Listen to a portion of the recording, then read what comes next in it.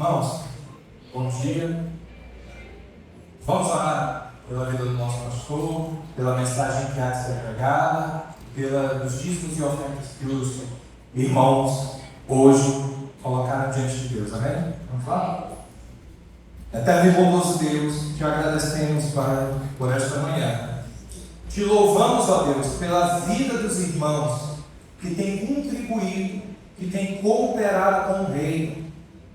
Ó Deus, abençoe o bolso, a vida, o lar desses irmãos que têm sido fiéis em amor a Ti, Senhor, e a Tua obra, que através da Tua obra, Senhor, que os não alcançados, aqueles que ainda não conhecem o Senhor Jesus Cristo, são alcançados. Deus, usa essa igreja poderosamente para alcançar aqueles que ainda não ouviram falar do Evangelho. E te rogamos, ó Pai, que Tu abençoes também o pastor Ricardo, que vai trazer a mensagem da Tua parte para nós nesta manhã.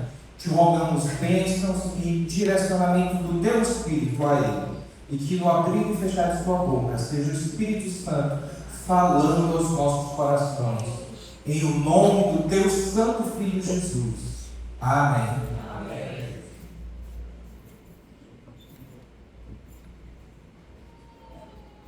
Oi. Irmãos, vamos abrir as nossas Bíblias sem demora, no livro de Salmos, no capítulo 9. Salmos, ó. Atos, capítulo 9. É bem ali, né? A diferença é que não está no novo, não está no velho.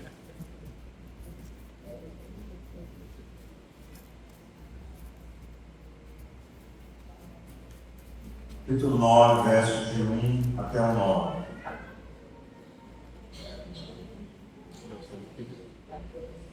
Os irmãos que ainda não sabem, o presbítero Rodrigo Zacarias já passou pelo presbitério e neste ano, lá no mês de dezembro, início de dezembro, ele deve apresentar uma monografia e, se aprovado, tudo der certo, é para ele ser ordenado pastor da igreja. Amém! O bom. Eu sempre digo, você não dá nada por ele, mas... Muito bem, Atos capítulo 9, versos de 1 a 9. Saulo, respirando ainda ameaças e morte contra os discípulos do Senhor, dirigiu-se ao sumo sacerdote e lhe pediu cartas para as sinagogas de Damasco, a fim de que, caso achasse alguns que eram do caminho, assim homens como mulheres os levasse presos para Jerusalém. Seguindo ele a estrada fora, ao aproximar-se de Damasco, subitamente uma luz do céu brilhou ao seu redor. E, caindo por terra, ouviu uma voz que lhe dizia: Saulo, Saulo, por que me persegues? Ele perguntou: Quem és tu, Senhor? E a resposta foi: Eu sou Jesus, a quem tu persegues. Mas levanta-te e entra na cidade, onde te dirão o que te convém fazer. Os teus companheiros de viagem pararam emudecidos, ouvindo a voz, não vendo contudo ninguém. Então se levantou Saulo da terra, e abrindo os olhos nada podia ver, e guiando-o pela mão, levaram-no para Damasco. Esteve 3 dias sem ver, durante os quais nada comeu e nem bebeu. Muito bem, eu peço aos irmãos que não fechem a sua Bíblia, mantenha-a aberta nesse capítulo. Se você tiver alguma coisa para marcar, marque. Esse texto narrativo sobre a conversão de Paulo vai se repetir no capítulo 22. Eu peço que você vá para lá, para o capítulo 22, e marque também, ponha alguma coisa que fique marcada no capítulo 22. Já pode deixar o primeiro slide na tela, meu amado irmão. Já marcaram? Agora vá para o capítulo 22. 26. Capítulo 26 também vai narrar a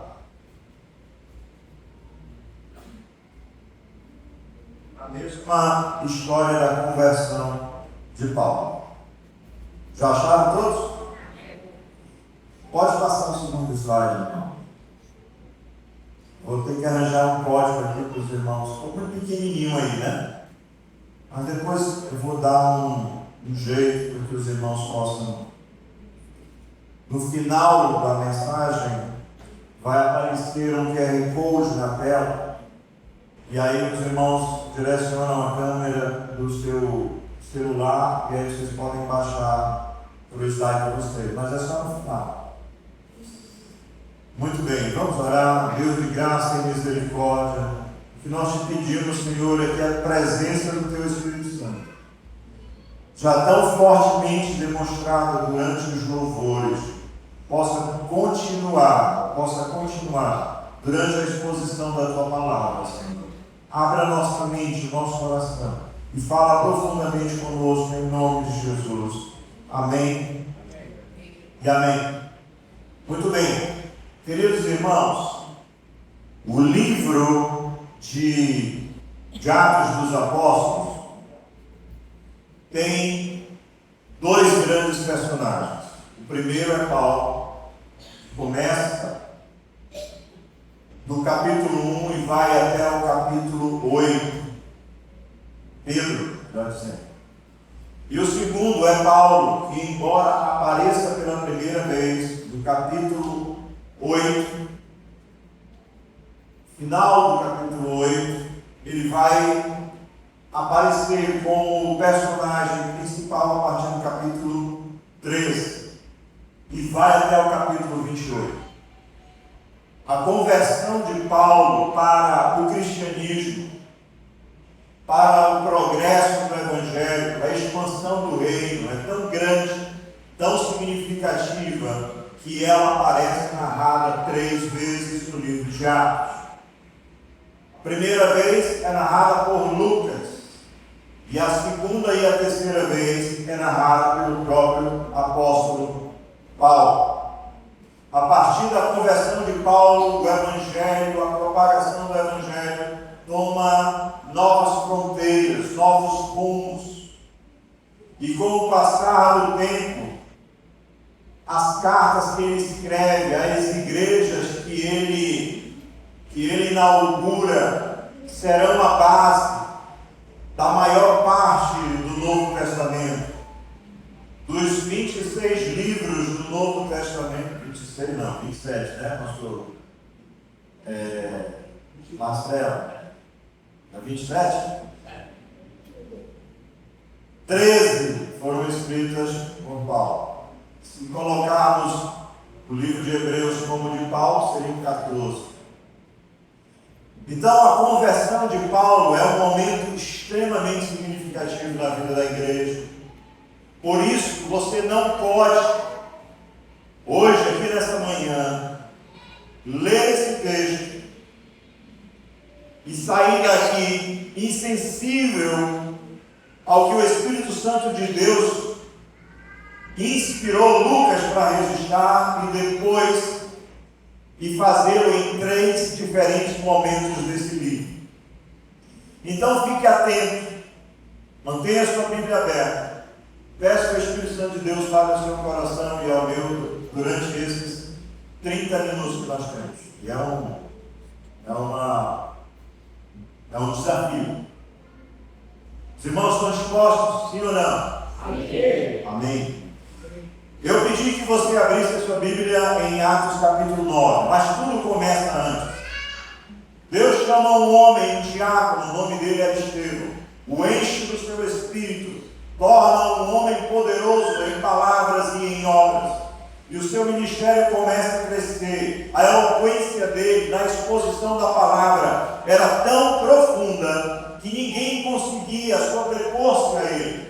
Levaram-no então a uma sinagoga ou ao sinédrio, onde ele foi ouvido, e neste momento em que ele pregava, em que ele discursava, em que ele fazia ou apresentava uma defesa do evangelho que ele pregava, naquela plateia havia um jovem.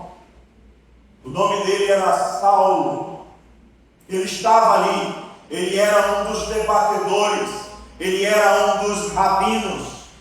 Quando Estevão apresenta a sua defesa, ele faz uma retrospectiva da história de Israel até o momento em que ele descreve de forma sem deixar sombra nenhuma de dúvida que Jesus, o Messias que a nação de Israel esperava, foi por eles rejeitado, condenado à morte, assassinado, mas que Deus, pela sua graça e misericórdia, o havia ressuscitado.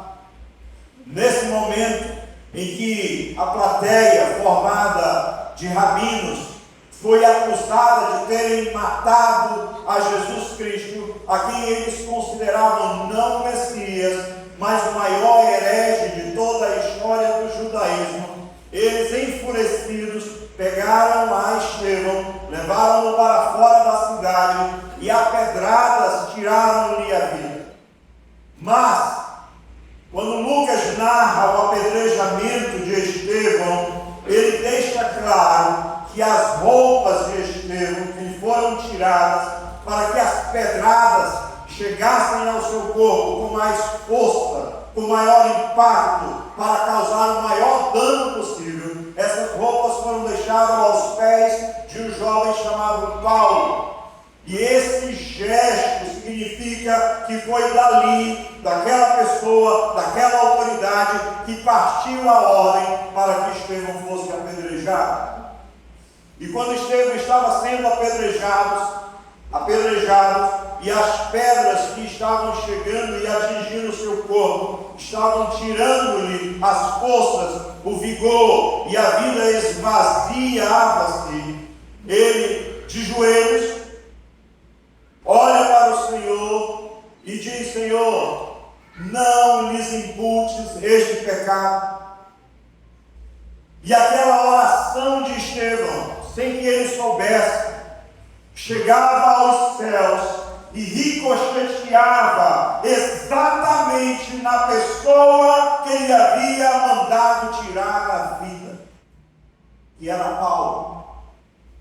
Mas Paulo não sabia do projeto de Deus, não sabia do que Deus faria a vida dele. Mas aquela oração: Pai, não lhes imputes este pecado, chega aos céus e é derramado sobre a face da terra, na vida e na pessoa do apóstolo Paulo. E tudo que ele vai fazer dali para frente está no controle, está no domínio, está na soberania de Deus, como preparo, como bálsamo para que Deus iria fazer na vida daquele homem.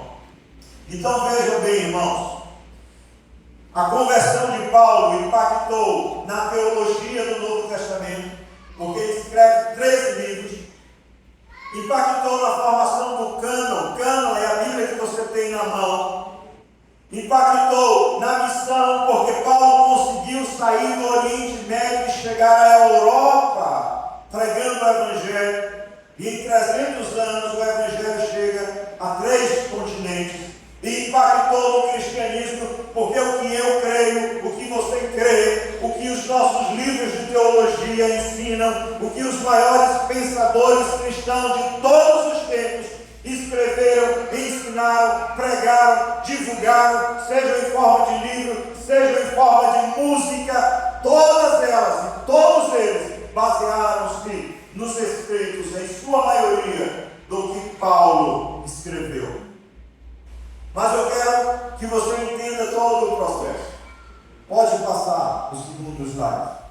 E aí eu entro na introdução com você. Quando Cristo nasceu, Paulo chega a nascer no ano 5 ou no ano 10 depois de Cristo, na atual Turquia. Portanto, ele tinha a diferença de Jesus em torno de 15 anos. Ele era um cidadão romano, mas era ao mesmo tempo judeu. privilégios da cidadania judaica e da cidadania romana, falava hebraico fluentemente e falava grego fluentemente e possivelmente falava também a língua que Jesus falava, que era o aramaico. Ele recebeu formação acadêmica, ele foi formado aos pés de Gamaliel, um dos maiores líderes da época. Ele era fariseu, zeloso e irrepreensível quanto à lei, como está escrito em Filipenses 3, de 5 a 6. Então, se nós pegarmos a linha da vida de Jesus e a linha da vida de Paulo, a gente vai entender que ele nasceu mais ou menos entre o ano 5 ou 10 depois de Cristo. A formação inicial dele na sinagoga e na cultura helenística entre os anos 15 a 20 anos de idade. Em Jerusalém, quando ele estuda aos pés de Gamaliel, ali entre 20 e 30. Quando ele se torna um fariseu zeloso, perseguidor da igreja, que está entre 30 e 34 anos. E quando ele está indo para Damasco, ele está entre 34 e 35 anos. Quando a gente pensa, então, que Paulo tinha 15 anos de diferença de Jesus, a gente pergunta, então Paulo não conhecia Jesus? Paulo não se encontrou com Jesus? Bom, Jesus realizou todo o seu ministério na Galileia e Paulo permaneceu com todo o seu ministério em Jerusalém. Agora, na última semana do ministério de Jesus, ele passou em Jerusalém. E eu não sei porque nenhum livro registra, nem Lucas registra, em momento algum, Paulo se encontrando com Jesus antes da morte dele. Quando Jesus ressuscita e encontra dois dos seus discípulos, os seus discípulos perguntam a Jesus: tu és o único que, tendo estado na última semana em Jerusalém, não sabes o que aconteceu lá? E Paulo possivelmente estivesse lá, tivesse tido notícias, mas a Bíblia não diz que ele teve esse encontro com Jesus. E o motivo possivelmente porque Jesus realiza o seu ministério no norte e Paulo exercia o seu ministério no sul, em Jerusalém. A conversão dele, então, narrada em 3 vezes, mostra a importância. Primeira narração é Lucas, em terceira pessoa, e as 2 outras narrações são feitas em primeira pessoa. É o próprio Paulo narrando essa história. E como essa história foi narrada em 3 momentos distintos, eu, com a ajuda da inteligência artificial, consegui reunir os 3 em um só. E eu vou mostrar para vocês agora, para vocês lerem comigo. Já está na tela, não sei se vocês conseguem. Não, já não, é antes. Aí, não, depois. É porque eu estou passando aqui, lá não, eu estou esquecendo. Desculpe, meu irmão, vai, passa mais. Passa mais. Mais. Isso, bom. Então aqui está as 3 narrações juntas, para que vocês peguem todos os detalhes. O texto diz: eu sou judeu, nascido em Tarso da Cilícia, mas criei-me nesta cidade, e aqui fui instruído aos pés de Gamaliel, segundo a exatidão da lei de nossos antepassados, sendo zeloso para com Deus. Vivi fariseu conforme a seita mais severa da nossa religião, respirando ainda ameaças e morte contra os discípulos do Senhor, persegui este caminho até a morte, prendendo e mantendo em cárceres homens e mulheres. Muitas vezes os castiguei, obrigando-os até a blasfemar, e demasiadamente enfurecidos, mesmo por cidades estranhas, os perseguia. Pode ir em frente.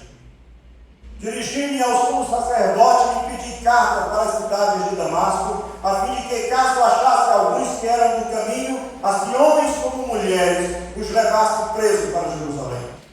Com estes intuitos, parti para Damasco, levando a autorização dos principais sacerdotes. Seguindo eu estrada fora, ao aproximar-se de Damasco, quase ao meio-dia, subitamente uma luz do céu, mais brilhante do que o brilhou ao meu redor e dos que iam comigo. Essa luz de lá da luz, uma voz veio e disse: Saulo, Saulo, por que me persegues? Dura coisa é recalcitrares, lutares contra os agrilhões. Quem és tu, Senhor? Perguntou Paulo. Eu sou Jesus o Nazareno, a quem tu persegues. Que farei, Senhor? Perguntou Paulo novamente. Levanta-te e firma-te sobre os pés, pois dali te dirão tudo, acerca de tudo o que te é ordenado fazer. Por isso te apareci, para te constituir ministro e testemunha, para lhes abrires os olhos e os converteres das trevas para a luz. Os meus companheiros de viagem pararam emudecidos, viram a luz, não viram contudo ninguém, ouviram a voz contudo, sem contudo, perceberam o sentido da voz que falava comigo. Então levantei-me da terra e, abrindo os olhos, nada podia ver, tendo ficado cego por causa do fulgor daquela luz, e guiando-me pela mão, os que estavam comigo levaram-me para Damasco. Estive 3 dias sem ver, durante os quais nada comi e nem bebi. Pode passar, meus irmãos. Diante de todo esse quadro, dá para a gente fazer um resumo. Quando Jesus nasceu, no ano 6 antes de Cristo, interessante, quando Jesus nasceu, foi antes, né? Houve um pequeno erro na contagem. Quando Jesus nasce entre 6 a 4 antes de Cristo, Paulo nasce entre 5 e 10. Quando Jesus inicia o seu ministério, aproximadamente no ano 28, Jesus tinha aí entre 30 e 33 anos, e Paulo entre 18 e 23. Na crucificação, Jesus deveria ter, nas contagens mais formais, ele tinha 33 anos, e Paulo deveria ter entre 20 e 25 anos. Então, quando Paulo se converte, no ano aproximadamente 33 e 34, ele deveria ter entre 23 e 29 anos de idade, talvez 30, porque ele já era rabino, e essa era a idade em que se começava como rabino na igreja. E agora sim a gente entra e começa a analisar o texto. Bíblia aberta, coração aberto, comece comigo.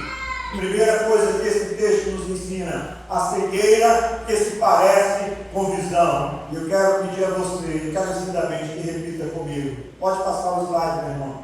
Leia. A cegueira Que se parece com a visão. Então vamos olhar agora os versículos 1 e 2 do capítulo 9. Quem era o homem que descia aquela estrada? É retórica, irmão, a pergunta, tá? Mas está escrito aqui nos textos. Atos 22, 3 diz que ele foi criado em Jerusalém, instruído aos pés de Gamaliel, o mestre mais respeitado da sua geração. No 26, 5 diz que ele era fariseu, a seita mais severa da religião. Em Gálatas 1, 14 diz que ele avantajava-se aos da própria idade em zelo pelas tradições. E em Filipenses 3, 6 diz que quanto à justiça, Paulo era irrepreensível. E aí eu quero que você perceba, irmãos, que esse relato, essa descrição, não é o retrato de um ímpio, é o currículo de um homem exemplar. Quando Paulo fala sobre ele mesmo, ele diz: eu sou judeu, eu nasci em Tarso, cidade não muito pouco importante, mas eu me criei, ou fui instruído, foi criado em Jerusalém, instruído aos pés de Gamaliel, segundo a exatidão da lei dos nossos antepassados. E ele diz: eu, Paulo, eu era zeloso para com Deus, e assim como todos vós o sois até o dia de hoje. No capítulo 26, ele diz, versículo 4 e 5, quanto à minha vida, ele diz, desde a mocidade, desde jovem, desde a adolescência, como decorreu desde o princípio entre o meu povo em Jerusalém, todos os judeus a conhecem, pois na verdade, ele diz, eu era conhecido deles desde o princípio, assim se eles quisessem testemunhar a meu respeito, porque eu vivi fariseu conforme a seita mais severa da nossa religião. E no capítulo 1, versículo 2, no capítulo 9, versículo 1 e 2, ele diz que Paulo respirava ainda ameaças e morte contra os discípulos do Senhor, e por isso ele pegou carta para chegar até Damasco. Em Filipenses ele diz que ele foi circuncidado ao 8º dia, que ele era da linhagem de Benjamim, que ele era hebreu de hebreu, ou seja, nascido de pais hebreus. Quanto à lei, ele era um fariseu, e quanto ao zelo, ele era perseguidor da igreja, e quanto à justiça da lei, ele era irrepreensível. Em Gálatas é dito que ele sobremaneira perseguia a igreja de Deus e a devastava. E naquela nação, quanto ao judaísmo, ele se sobrepujava todos os em zelo na idade dele. Em Hebreus é dito, em Coríntios também é dito, que ele fala: são hebreus, também eu, são israelitas, também eu, são da descendência de Abraão, pai da fé, também eu. E em Atos 26, 24 ele diz, dizendo ele estas coisas em sua defesa, Festo interrompeu em alta voz: estás louco, Paulo? As muitas letras te fazem delirar. O rei que estava presenciando a mensagem de Paulo, o identifica como um homem de muitas letras, um homem versado, um homem culto, um homem instruído, um homem com formação acadêmica plena. Agora, irmãos, veja, o que Paulo, com todo esse arcabouço, com toda essa espiritualidade, com todo esse conhecimento, com toda essa bagagem intelectual, com todo esse pedigree religioso, o que isso gerou no coração desse homem? Ele deveria ter uma relação direta com Deus. O que se esperava é que esse homem zeloso fosse alguém que tivesse intimidade com Deus, que estivesse próximo ao Altíssimo, que ele, no lugar de Estevão, deveria ser aquele que, quando olhasse para o céu, visse o trono de Deus. Mas em lugar disso, toda a espiritualidade dele só o conduziu, só gerou um impacto completamente diferente. Primeira coisa que aconteceu com ele no versículo 1 diz que ele respirava ameaça e morte. Respirar significa que a vida dele não era outra senão perseguir o Evangelho do nosso Senhor Jesus Cristo. E aquele zelo espiritual que Paulo tinha também gerou nele uma perseguição como um ato reflexo, não como uma decisão pensada, ponderada. Estava agindo como instinto, como um animal, e não como um homem que anda segundo o coração de Deus. O zelo que foi criado nele foi tão excessivo que ele deixa a cidade de Jerusalém e começa a perseguir fora da jurisdição do próprio Sinédrio para outra cidade de Damasco. E outra coisa, ele se arma contra Cristo. A preparação não o aproximou de Cristo. Pode passar ali, meu irmão. Está no 3, né? Então, eu pergunto para os irmãos, por que essa cegueira é mais perigosa? Por que esse homem, que deveria ter intimidade com Deus, por todo esse arcabouço, o que ele teve foi uma ação de fúria, um existir só para destruir a Cristo, destruir a sua igreja, perseguir crentes, matar aqueles que confessavam a fé? Por que esse homem, com tanta religiosidade, estava cego para as coisas de Deus? Preste atenção, meu irmão. Primeira coisa, o ignorante, ele sabe que não sabe, mas o religioso instruído tem argumentos para a sua própria fé. Quantos de nós aqui não temos justificado a nossa existência existência, o nosso agir, o nosso comportamento, o nosso distanciamento de Deus com a nossa religiosidade. Eu estou no culto, eu estou na escola bíblica, eu participo de eventos na igreja, então eu sou um servo de Deus, mas quando você sai daqui, você sabe que a sua vida não representa, não dignifica, não glorifica o Senhor Deus, porque a tua religiosidade tem cegado os teus olhos, como cegou os olhos de Paulo. E a pior cegueira é essa, irmãos, porque dentro da igreja você tem justificativas. Eu sou judeu, Paulo disse. Eu sou hebreu de hebreu, eu tenho pedigree. Eu não estudei teologia em qualquer seminário, eu estudei teologia em Princeton.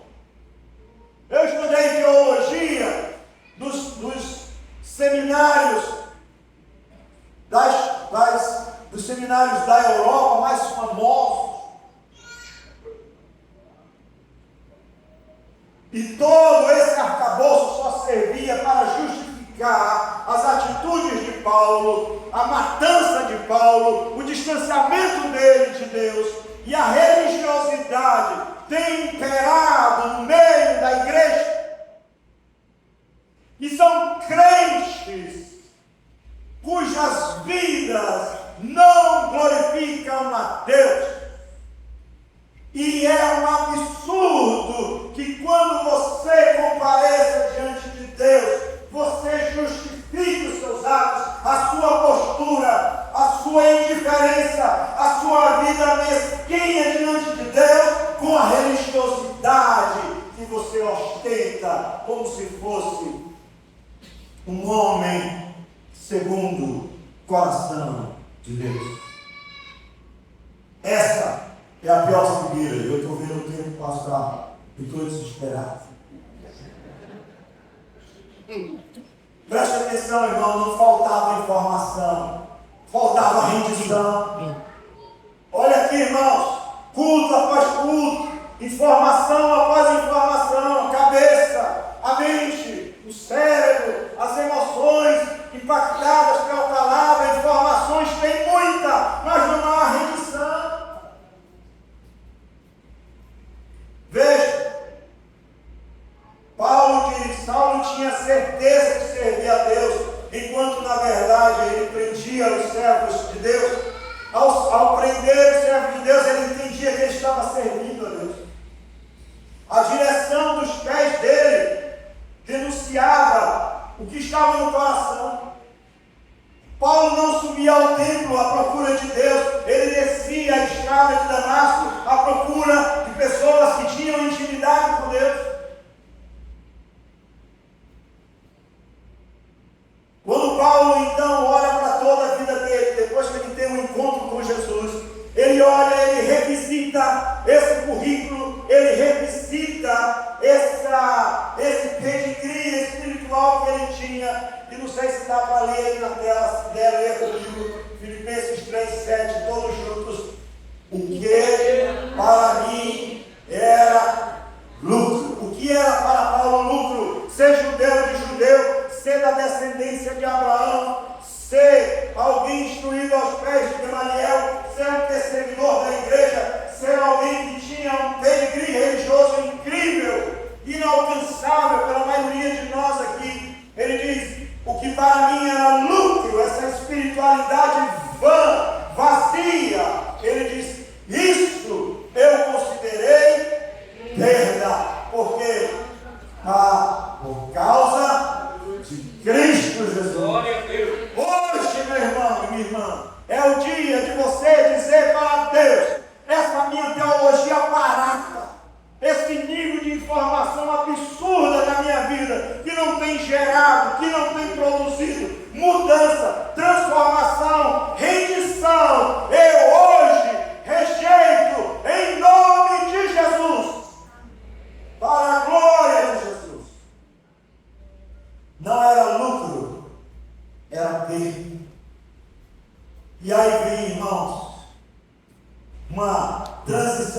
entre esse primeiro passo e o segundo? Faltam 5 minutos, eu devo ter mais uns 50 slides.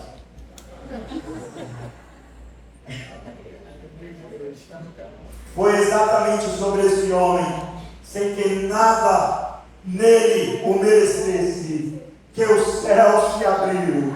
Ao meio-dia, naquele dia, a oração de Estevão: Pai, não lhes imputes este pecado. Naquele dia, aquele anjo que estava lá no livro de Apocalipse, com uma taça, com as orações dos santos,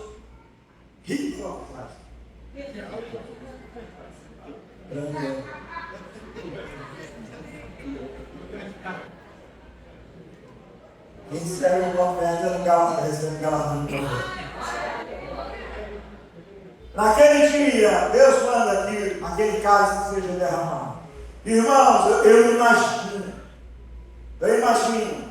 diante do trono de Deus, a oração de Estevão bate. O Senhor Jesus do lado intercede ao Pai. O anjo vira aquela taça. A oração desce, passa por todas as atmosferas.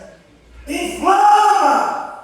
Quando ele passa pela atmosfera da terra. Se era um anjo que vinha trazendo, coitado, foi todo sabrecado, né? Pela velocidade. E chega até Paulo. E aquele que considera tudo como perda, naquele momento, a resposta de Deus, a oração de Estevão chega para alcançar Paulo. Amém. E aí, pode passar o slide, meu irmão. E aí a gente chega na visão que veio de fora. Primeiro a gente falou da cegueira, agora a visão que veio de fora. Chegamos ao versículo 3. São 9. Vamos lá. Nunca falei tão rápido na minha vida. Vamos lá, irmãos. Que diz o capítulo, o versículo 9. Leia comigo. Versículo 3, vai chegar no final. 3. Seguindo ele estrada fora, ao aproximar-se de Damasco, leia comigo. Subitamente, pronto. Subitamente, só isso aí. Uma luz do céu, leia comigo, do céu brilhou ao seu redor. Preste atenção, 3 palavras aqui de Paulo, de Lucas. Primeiro, subitamente. Não houve processo, não houve busca, não houve preparação espiritual, não houve nada. Foi súbito. Segundo, não veio de baixo, não veio de ombro, não partiu de ninguém, não teve um evangelista, não teve um pregador, não teve ninguém, foi direto do céu. Porque a intercessão foi antes. A origem não foi terrena, não estava nele, não merecia, não fez nada, pelo contrário, todo o seu currículo o denunciava diante de Deus, precisava de uma intervenção divina, soberana. E agora preste atenção na outra palavra, ao seu redor. Ele foi cercado, ele não foi convidado. Agora deixa eu dizer para você, meu irmão e minha irmã, aqui nessa manhã.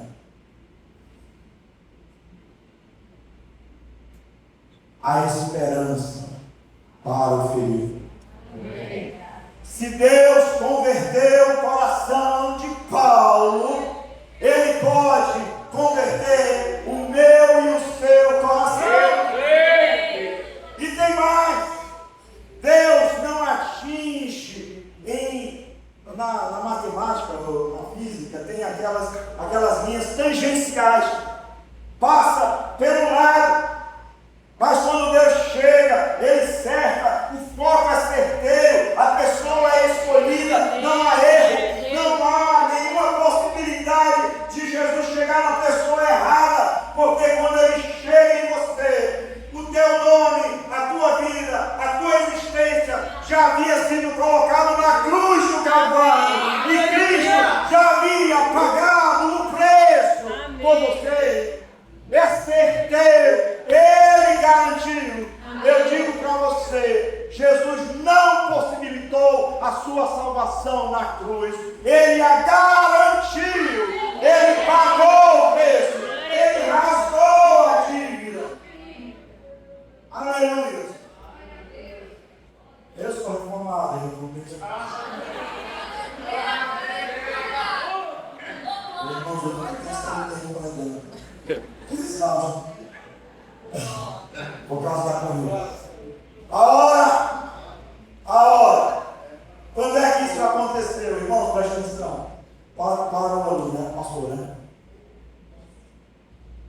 texto não foi colocado por Lucas lá de qualquer jeito. Olha o que ele diz. Era a hora em que o sol da Judéia não admite nenhum rival. Ao meio-dia, sol a pino, sem nuvens, sol queimando, onde está dando um sol para cada pessoa. Mas não tinha rival, mas aí naquele dia algo brilhou. E aí o texto diz, lá em Atos 26:13, o paralelo, o próprio Paulo falando, ele diz, uma luz do céu, leia comigo, mais resplandecente que o sol. O sol naquele dia ficou em segundo plano.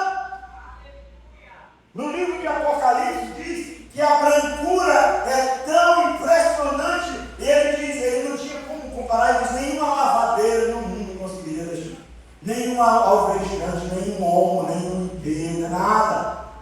Mas o sangue de Jesus conseguiu. E essa luz brilha. É meio-dia. E o texto diz, por isso te apareci. A iniciativa é toda dele. Saulo não procurava, Saulo não orava, Saulo não perguntava, mas Jesus se manifesta a ele para isso. Eu me apresentei a ti. E nesta manhã, o Senhor está se apresentando a ti. Alguém está falando contigo, e você tem dito, isso não é para mim, eu não consigo, isso não é para minha história, e de fato não é, mas é para a história do Cordeiro, é para a história da salvação, é para a história que o Senhor escreveu para você, antes da fundação do mundo. Agora, irmão, deixa eu dizer para vocês, para a gente concluir, pelo amor de Deus. Havia outras pessoas naquela estrada, pode passar, meu amado. Outras pessoas com Paulo, os que viram e não viram. Os que ouviram e não ouviram. Aqui está uma cena que eu criei também com inteligência artificial. Essa foi a ideia. Todos caíram por terra, Paulo também caiu por terra. Agora, o que aconteceu com todos? Preste atenção, todos foram alcançados pelo mesmo clarão, embora a luz só tenha brilhado ao redor de Paulo. Todos ouviram o mesmo som, todos caíram por terra. Mas o que aconteceu só com um deles? Diz o texto que pararam emudecidos, ouviram a voz, não vendo contudo ninguém. Olha aqui o que eu vou dizer para vocês. Aquela comitiva que estava com Paulo, todos eles, os soldados do Sinédrio, não romanos, aqueles que iam com Paulo, todos eles estiveram mais próximos de Jesus, mais próximo da glória de Jesus, como nenhum de nós aqui jamais esteve. Quando Jesus se manifesta a Paulo, naquela luz e naquela voz, eles tiveram a oportunidade de estarem mais próximos de Jesus do que qualquer um de nós aqui. O problema é que eles viram a luz, mas não perceberam o sentido da voz e não viram aquele que raiava em luz para Paulo. Saulo foi concedido ver o justo e ouvir a voz da própria boca. Não sei quantas pessoas tem aqui, mas hoje essa mensagem de Deus para a sua vida está alcançando todos que estão nesse auditório. E alcançará outros que poderão ouvir depois. Você está sendo exposto, como qualquer um aqui, a essa palavra. Mas você pode sair daqui como os companheiros de Paulo, vendo e não vendo, ouvindo e não ouvindo. O que eles ouviram foi trovões, foi ruim, foi barulho, O que Paulo ouviu foram palavras no idioma dele. Então Deus pode estar hoje, a voz dele soando aqui como um barulho, pode estar soando aqui como algo incompreensível. Mas se no teu coração essa palavra está sendo traduzida pelo Espírito Santo de Deus, então Deus está brilhando sobre você de uma maneira única e especial. Irmãos, não dá mais tempo. Então, eu vou concluir.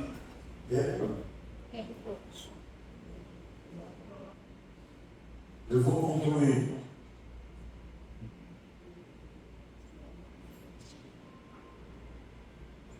Peço dos irmãos só um pouquinho mais de paciência.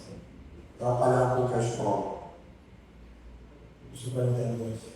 O Marcelo vai puxar para ele. Irmãos, vamos concluir.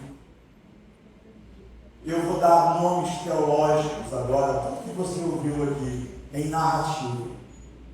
Para você ter uma ideia do que você está perdendo, não frequentando a escola bíblica dominical. Primeiro, graça comum.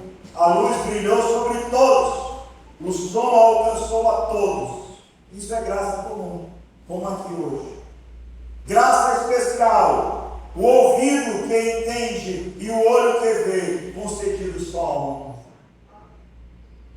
O som, a pessoa falando, todos ouvem e veem, mas não ouvem e não entendem. Mas um entende, isso é graça especial, irmão. Graça especial é Deus falando só com você, especialmente com você, para a sua história, para o seu ser. Chamada eficaz, houve resistência. Paulo não queria ser cristão, mas a glória de Deus, a graça de Deus prevalece sobre a resistência do nosso coração. Então renda-se hoje aos pés do Senhor Jesus. Eleição incondicional. Paulo não merecia ser salvo. Ele era perseguidor, assassino, cruel. Quantas famílias ele não desviou do caminho? Primeiro mártir da igreja, partiu da ordem dele. Ele não merecia a glória, ele não merecia a justiça, ele só merecia a condenação eterna. E quando Deus o visita, ele está dizendo: eu salvo, não pelo que você é, não pelo que você faz, não pelo que você já fez, não pelo potencial que você pode fazer. Eu salvo você pelo que Jesus fez, pelo que ele conquistou, pela dívida que ele pagou, e na sua vida eu deposito, sem que você mereça, graça. E quando ele concede graça no nosso coração, tem que haver rendição, louvor. E por último, predestinação. Paulo, quando se converteu ali na atuação do Espírito Santo de Deus, Deus mandou chamar Ananias, e quando Ananias recebeu de Deus a mensagem para ir até Paulo, Ananias disse: não, senhor, esse daí não, esse não presta. Esse cabra é ruim. A notícia que eu tenho dele aqui, o dossiê dele, é terrível. E Deus disse: vai, porque este é para mim um vaso escolhido, predestinado, eleito antes da fundação do mundo, o diabo, as sortes satânicas, o mundo, o espírito que agora atua nos filhos da desobediência, as escamas que estão nos olhos. Quando a graça de Deus vem, nada resiste, nada suporta. Ele vai brilhar, ele vai abrir os olhos, e no dia que você ficar cego pela glória de Deus, o teu coração enxergará aquilo que há de mais precioso em toda a face da terra: o Evangelho de salvação em Cristo Jesus, nosso Senhor. E triste, irmãos, eu falei que ia botar o QR Code, era 2 e pouco da manhã, eu fiz o QR Code, mas eu não coloquei. Pastor, infelizmente. Mas eu vou deixar passar para os professores, aí você vai para a escola bíblica, Meus irmãos, graças a Deus, ouvimos uma palavra poderosa. E louvamos a Deus pela vida do pastor Ricardo. O pastor Ricardo é o nosso superintendente geral da escola bíblica. Trouxe essa palavra de edificação, de exaltação, de consolo para a sua igreja. Não sei quantos viram aqui no início, o pastor Francisco chegou até a estar aqui conosco e ele pediu para deixar um abraço para os irmãos. Houve uma confusão na agenda, era para ele estar vindo pregar hoje aqui conosco, mas houve um ajuste e ele não viu, chegou de viagem ontem e já vim direto para cá. Disse, meus irmãos, peço desculpa aos irmãos, mas eu vou precisar ir para Pedras Vivas. Eu estava achando que era aqui hoje e o pastor Ricardo nos abençoou com essa palavra separada por nós. Irmãos, eu creio que o Senhor está nos visitando.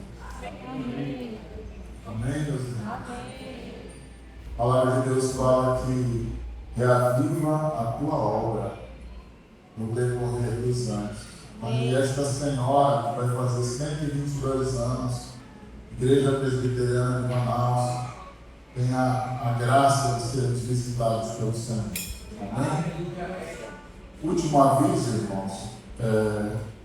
A escola bíblica já começou, mas infelizmente começou para longe. Alguns irmãos ainda não se inscreveram.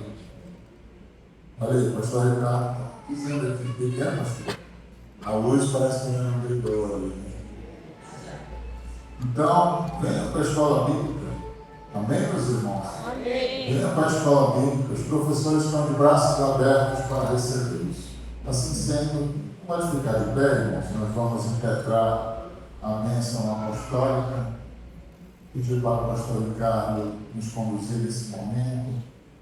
Que Deus abençoe a sua vida, a sua semana, tá bom? Antes de sair, não esquece de dar um abraço, de cumprimentar as pessoas. Socorro, talvez eu não consiga te dar um abraço, mas eu estou te vendo daqui.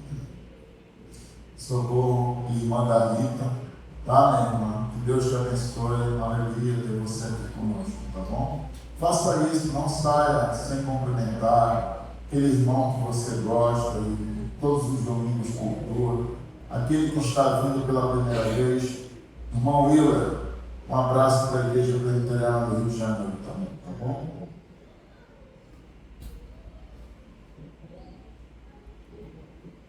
Que a graça do nosso Senhor Jesus Cristo, nosso Salvador, o amor de Deus, o nosso Pai, e as consolações do Espírito Santo sejam sobre vós, meus amados irmãos e irmãs aqui reunidos, e sobre todo o povo de Deus espalhado em toda a face da terra, agora e sempre.